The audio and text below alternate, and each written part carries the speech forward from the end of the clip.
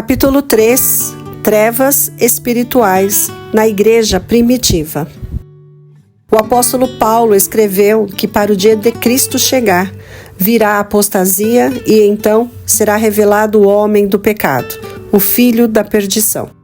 Este se opõe e se exalta acima de tudo o que se chama Deus ou é objeto de adoração, chegando até a sentar-se no santuário de Deus, proclamando que ele mesmo é Deus.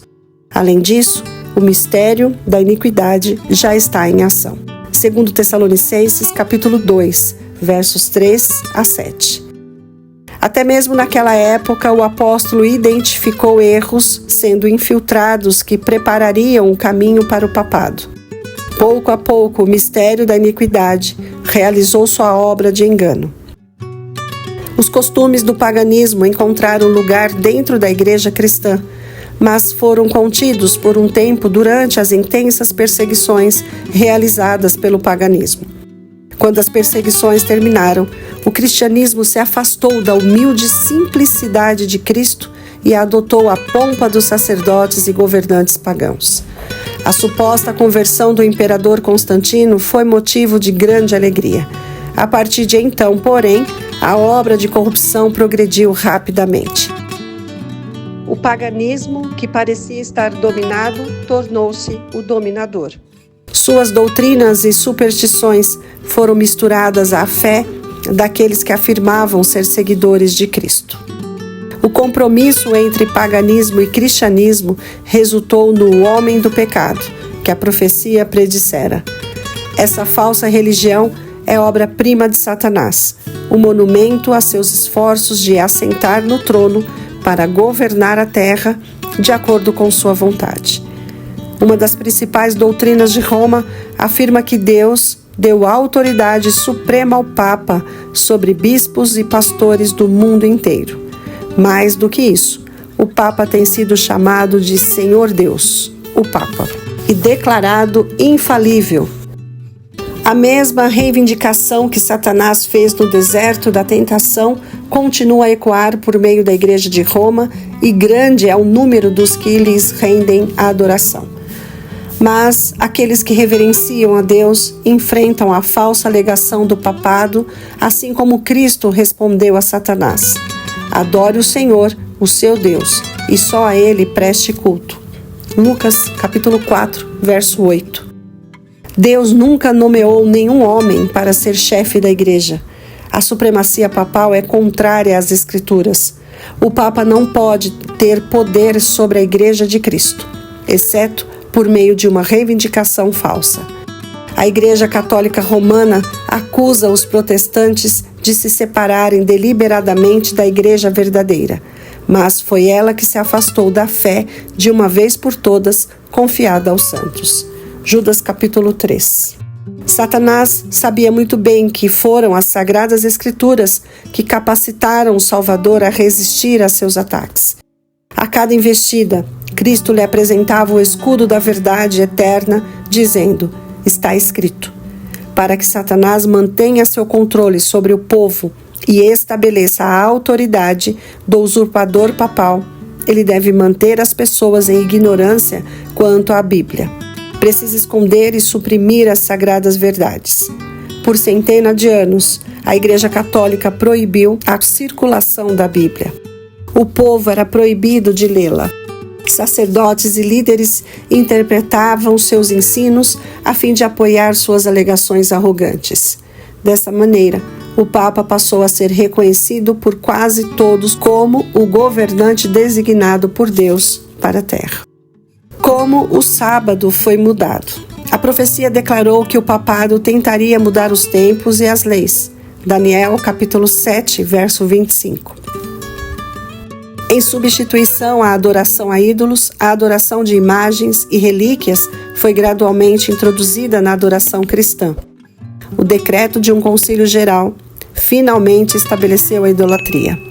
Roma ousou remover o segundo mandamento da lei de Deus, que proíbe a adoração a ídolos, e dividir o 10º mandamento em 2, a fim de conservar o total de 10. Líderes não consagrados da igreja também mexeram com o 4º mandamento, anulando o antigo sábado, o dia em que Deus havia abençoado e santificado. Gênesis capítulo 2, versos 2 e 3. Em seu lugar, exaltaram a festa pagã, observada como o venerável dia do sol. Nos primeiros séculos, todos os cristãos guardavam o verdadeiro sábado, mas Satanás atuou para fazer prosperar sua vontade. A igreja transformou o domingo em uma festa em homenagem à ressurreição de Cristo. Cultos religiosos eram realizados, mas o dia era visto como um momento de recreação. Além disso, o verdadeiro sábado continuava a ser observado e considerado santo. Antes de Cristo vir à Terra, Satanás inspirava os judeus a encher o sábado de regras rigorosas, tornando-o um fardo. Aproveitando-se da falsa luz que havia lançado sobre o sétimo dia, fez as pessoas o desprezarem como uma instituição judaica.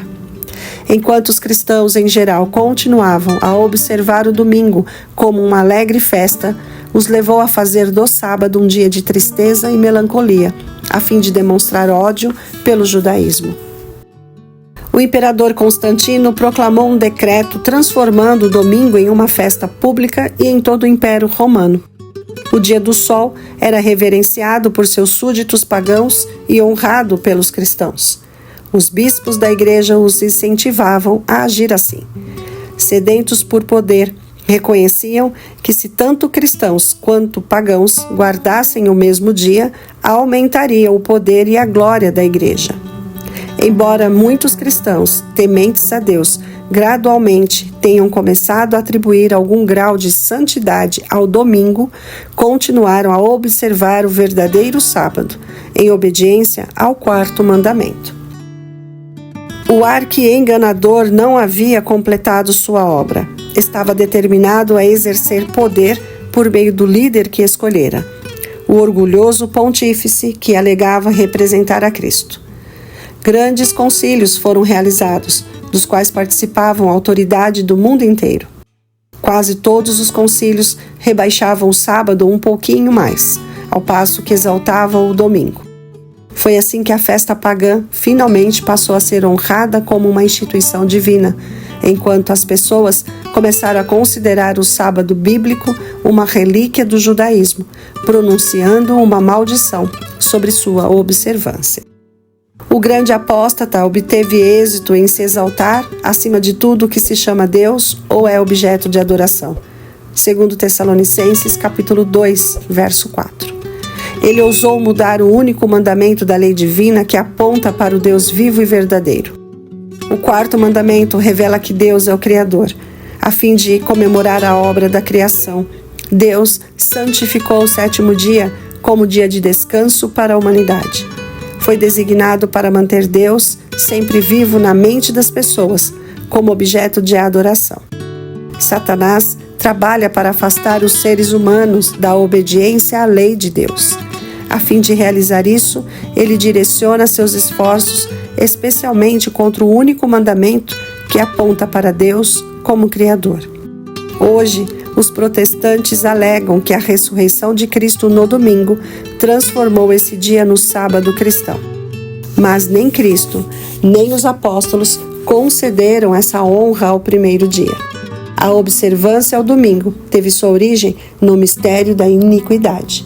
2 Tessalonicenses capítulo 2, verso 7, que já havia começado na obra desde os dias de Paulo. Que razão alguém pode dar para uma mudança que as Escrituras não autorizam? No 6º século, o bispo de Roma foi proclamado o cabeça de toda a igreja. O paganismo foi substituído pelo papado. O dragão deu à besta o seu poder, e o seu trono e grande autoridade. Apocalipse capítulo 13, verso 2. Então começaram os 1260 anos de opressão papal que as profecias de Daniel e Apocalipse predisseram. Daniel capítulo 7, verso 25, Apocalipse capítulo 13, versos 5 a 7. Os cristãos foram forçados a escolher ou abrir mão de sua integridade e aceitar as cerimônias e a adoração papal, ou consumir a vida em masmorras e até mesmo sofrer a morte. Cumpriram-se as palavras de Jesus: Vocês serão traídos até por pais, irmãos, parentes e amigos, e eles entregarão alguns de vocês à morte. Todos odiarão vocês por causa do meu nome. Lucas capítulo 21, versos 16 e 17. O mundo se transformou em um imenso campo de batalha. Ao longo de centenas de anos, a Igreja de Cristo encontrou abrigo em esconderijos e na escuridão. A mulher fugiu para o deserto, para o lugar que lhe havia sido preparado por Deus, para que ali a sustentasse durante 1260 dias. Apocalipse capítulo 12, verso 6. A ascensão da Igreja Católica Romana ao poder marcou o início da Idade das Trevas. As pessoas transferiram sua fé em Cristo para o Papa de Roma, em vez de confiar no Filho de Deus para obter o perdão dos pecados e a salvação eterna. Passaram a olhar para o Papa e para os sacerdotes a quem ele concedia a autoridade. O Papa era seu mediador terreno. Ele ficava no lugar de Deus para eles. Divergir mesmo que um pouquinho de suas exigências era motivo para castigos severos. Dessa maneira, a mente das pessoas se afastou de Deus para se aproximar de homens falíveis e cruéis. E mais do que isso, do próprio príncipe das trevas que exercia seu poder por meio deles. Quando seres humanos anulam as Escrituras e passam a considerar supremos, só podemos esperar fraudes, enganos e mal degradante. Dias de perigo para a Igreja. Eram poucos os crentes fiéis a Deus. Às vezes parecia que o erro triunfaria por completo e a verdadeira religião seria banida da terra. As pessoas perderam o Evangelho de vista e passaram a carregar o fardo de requerimentos difíceis. A Igreja as ensinava a confiar nas próprias obras para expiar os pecados. Longas peregrinações, atos de penitência, a adoração de relíquias, a construção de igrejas, relicários e altares, o pagamento de grandes somas para os tesouros da Igreja. É isso que ela exigia a fim de aplacar a ira de Deus ou obter seu favor. Por volta do fim do 8º século, aqueles que apoiavam o Papa afirmavam que na era primitiva da Igreja, os bispos de Roma tinham o mesmo poder espiritual que agora afirmam ter. Monges forjaram os escritos antigos. Decretos de concílios, dos quais ninguém nunca ouvira falar antes, foram descobertos, consolidando a supremacia do Papa desde os tempos mais remotos. Esses acontecimentos deixaram perplexos os poucos fiéis que se apoiavam no firme alicerce de Cristo. 1 Coríntios capítulo 3, versos 10 e 11. Cansados da luta constante contra a perseguição, fraude e todos os obstáculos que Satanás inventava, alguns que haviam sido fiéis até então desanimaram. A fim de ter paz e segurança para os próprios bens e a vida, afastaram-se do firme alicerce. Já outros não se abalaram pela oposição dos inimigos. A adoração à imagem se disseminou por toda parte. As pessoas acendiam velas em frente às imagens e oravam a elas. Os costumes mais desprovidos de sentido prevaleciam. Era como se a própria razão houvesse perdido seu poder. Se até mesmo os padres e bispos eram corruptos e amantes do prazer, não espanta que as pessoas que buscavam neles orientação também afundado em ignorância e vícios. No século XI, o Papa Gregório VII proclamou que a Igreja nunca havia errado, nem jamais erraria, de acordo com as Escrituras, mas não apresentou nenhuma prova bíblica para confirmar sua alegação. O orgulhoso pontífice também afirmou ter poder para destituir imperadores. Esse promotor da infalibilidade demonstrou seu caráter tirano no tratamento que dispensou ao imperador alemão Henrique IV. Por ter ousado desconsiderar a autoridade papal, esse monarca foi excomungado da Igreja e demovido do trono. O decreto do Papa encorajava os próprios príncipes de Henrique a se rebelarem contra ele. Henrique sentiu a importância de fazer as pazes com Roma. com a esposa e um servo fiel, atravessou os Alpes no meio do inverno a fim de se humilhar diante do Papa. Quando chegou ao castelo de Gregório, foi levado para um pátio externo. Lá, no frio rigoroso do inverno, com a cabeça descoberta e os pés descalços, aguardou a permissão do Papa para entrar em sua presença. Somente após 3 dias em jejum e confissão, o Papa lhe concedeu perdão. Mesmo assim, foi somente sob a condição de que o imperador esperaria pela permissão papal antes de assumir novamente os símbolos da realeza e exercer seu poder. Gregório sentiu-se triunfante com essa vitória. Ele enaltecia a si mesmo por acabar com o orgulho dos reis. Que forte contraste entre esse orgulhoso Papa e Cristo que retrata a si mesmo, suplicando entrada à porta do coração. Ele ensinou a seus discípulos: quem quiser tornar-se importante entre vocês, deverá ser servo. Mateus, capítulo 20, verso 26. Mesmo antes da instituição do papado, os ensinos dos filósofos pagãos já exerciam influência dentro da igreja. Muitos ainda se apegavam às crenças da filosofia pagã e incentivavam os outros a estudá-la como forma de estender sua influência entre os pagãos. Erros graves se infiltraram na fé cristã dessa maneira. Como as falsas doutrinas se instalaram. Um dos principais ensinos falsos era a crença de que somos imortais por natureza e conscientes após a morte. Essa doutrina lançou as bases para que Roma instituísse orações aos santos e a adoração da Virgem Maria. Dela também surgiu a heresia do tormento eterno para aqueles que se recusam a se arrepender. Essa crença se tornou parte da fé papal nos primeiros anos da Igreja.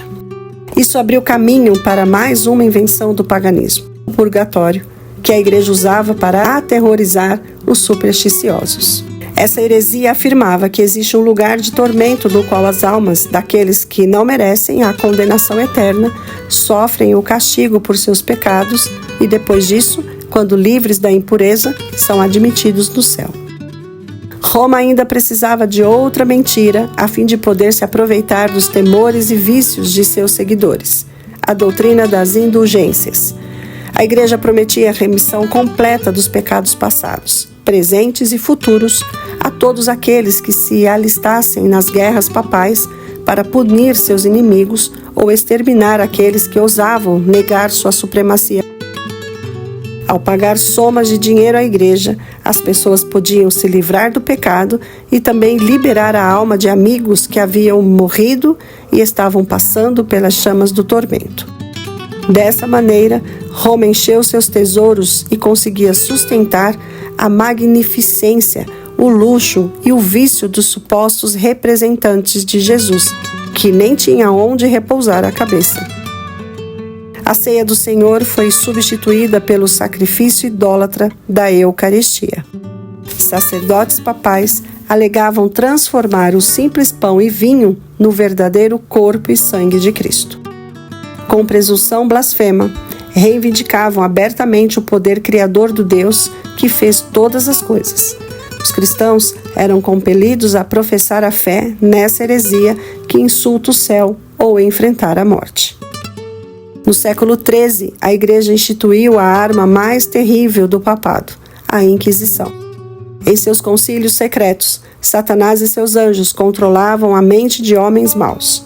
Um anjo de Deus estava no meio deles de forma invisível, fazendo terrível registro de seus decretos perversos, escrevendo a história de atos terríveis demais para os olhos humanos contemplarem. Babilônia, a Grande, estava embriagada com o sangue dos santos. Apocalipse capítulo 17, versos 5 e 6. O corpo dilacerado de milhões de mártires clama a Deus por vingança desse poder apóstata. O papado havia se tornado o déspota do mundo. Reis e imperadores se submetiam aos decretos do pontífice romano. Por centenas de anos, as pessoas aceitaram as doutrinas de Roma sem questionar. Honravam o clero e o sustentavam liberalmente. Desde então, A Igreja Católica nunca conquistou maior dignidade, esplendor ou poder. Mas o meio-dia do papado foi a meia-noite do mundo. As escrituras eram praticamente desconhecidas. Os líderes papais odiavam a luz que revelaria seus pecados. Como foi removida a lei de Deus, o padrão de justiça, vícios eram praticados sem restrições. Os palácios dos papas e de outros líderes da igreja eram cenários de vil imoralidade.